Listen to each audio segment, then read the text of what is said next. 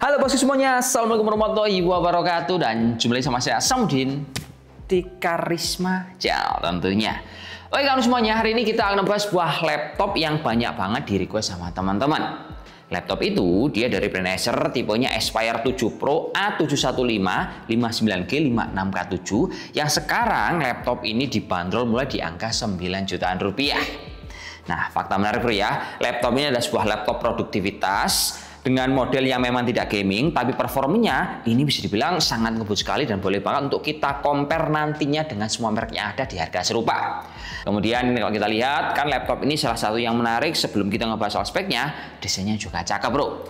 Laptop ini dia itu full materialnya berbahan dari plastik ABS. Ini tidak seperti Acer Nitro, tapi kalau dilihat bro ya, dia itu kekar-kekarnya masih ada kelihatannya. Soalnya di bagian cover luarnya dia itu ada motif garis yang membuat lekukan menonjol seperti kayak model cangkang. Jadi tampilannya itu terlihat solid dengan warna hitam doff seperti ini.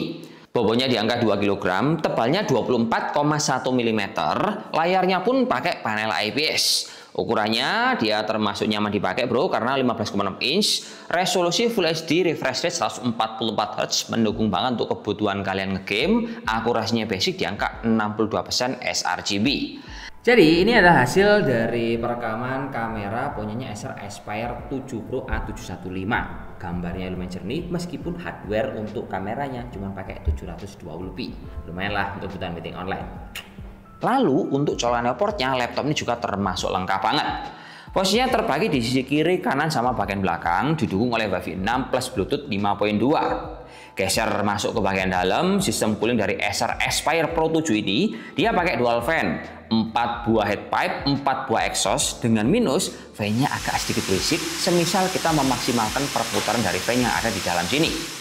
Tapi kalau ngomongin soal suhu bro ya, pas digeber yang berat-berat, suhu permukaan laptopnya ini termasuk adem karena hanya mencapai di angka 48 derajat Celcius. Padahal ini dia pakai seri-seri semua komponen gaming. Buat setting fan sama performanya, Acer itu sebenarnya ngasih control center yang mudah banget secara user interface atau secara penggunaannya. Tapi pas saya lihat agak flashback ke belakang, untuk settingan control center ini bro, dia itu mirip plug ketiplek sama punyanya Pongo 725 versi 2 yang kemarin kita bahas. Begitu pula sama keyboardnya, dan dia itu feel-nya itu sama persis. Nah mungkin kita nanti bisa nimbrung komen kenapa kok bisa sama seperti ini.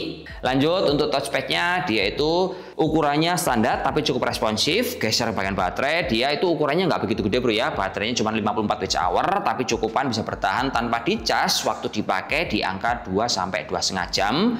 Dukungan chargernya di angka 150 watt, colokannya bulat seperti ini dengan paket pembelian, ada tas backpack juga.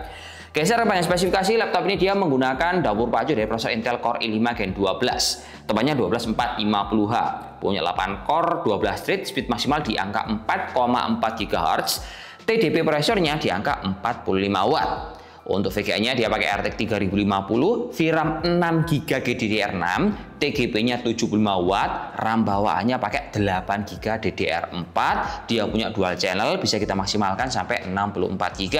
Penyimpanan, dia juga punya dual slot yang salah satunya udah keisi 512GB dengan speed 3000 MB/s, softwarenya lengkap, ada Windows 11, bisa pilih Office Home 2024 atau pilih yang M365. Dari sini, kalau kita geser ke segmen kaum menang mending alias laptop seri Acer Aspire Pro 7 ini kita compare sama merek lain, kompetitornya banyak sekali. Dari brand ternama ada, dari brand lokal juga ada. Nah, listnya kalau bisa simak seperti ini. Pertama-tama ada MSI A15 B12UC.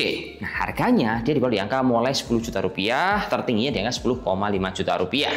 Namun, dapur pacunya laptop ini dia pakai prosesor Intel i7 Gen 12, jadi secara performa ini lebih tinggi. Namun untuk VGA-nya, VRAM MSI ini dia cuma pakai 4GB.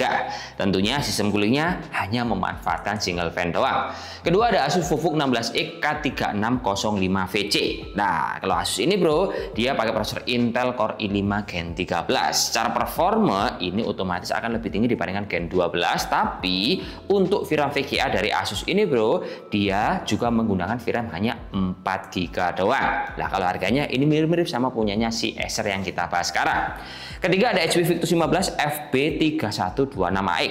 Nah kalau HP Victus ini dia pakai Ryzen 7 series, RAM-nya gede bro, pakai 16GB, tapi VGA-nya pakai RTX 2050 dan harganya ini dijual di atas 10,5 juta rupiah. Terakhir, ada Lenovo Eloque Essential 15i-X9e B7ID yang harganya memang lebih tinggi di angka 10,5 juta rupiah.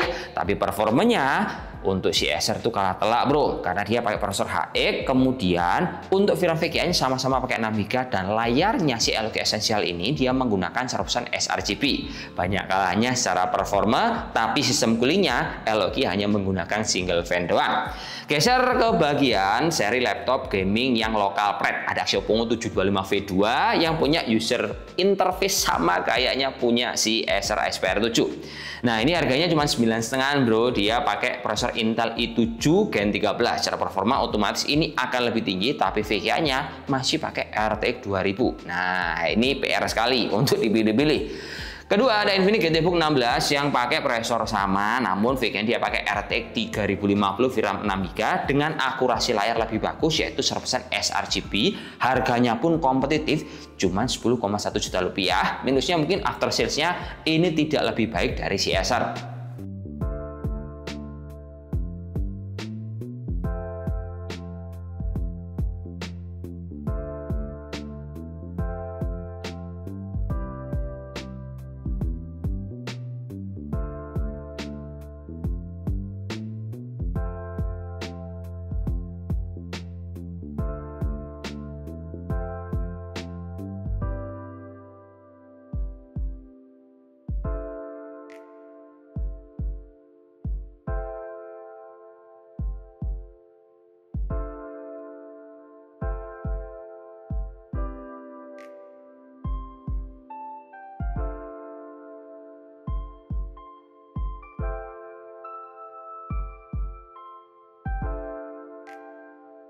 Nah, jadi kesimpulannya gini bro ya, si Acer memang dia itu fokus ke beberapa segmen baru sama seperti kompetitor, entah dari Lenovo, Asus, dan juga yang lain. Jadi mana ada sebagian orang yang memang tidak suka laptop gaming, namun tapi tetap butuh performa gamingnya, dan mereka juga kadang cari hiburan alias bermain game. Jadi laptop ini pas banget buat teman-teman sekalian dengan model yang simple, kotak, tidak banyak aksen gamingnya, tapi tetap ngebut dan juga opsi upgrade jangka panjang. Ya wis, mungkin gitu aja bro ya, bisa kita informasikan, semoga bermanfaat dan terima kasih yang udah menonton sampai habis. See you next time video. Assalamualaikum warahmatullahi wabarakatuh dan salam jos. Semoga bermanfaat kawan, oke? Mantap.